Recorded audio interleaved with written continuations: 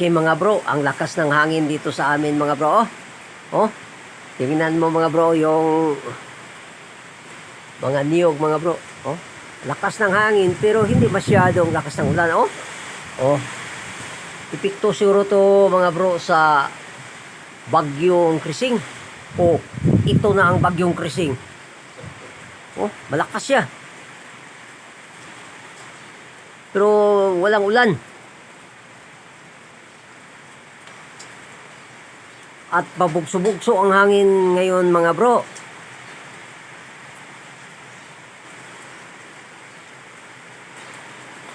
Wala na mga bro. So mamaya mga bro, lalakas naman yung ulan mga bro at saka hangin.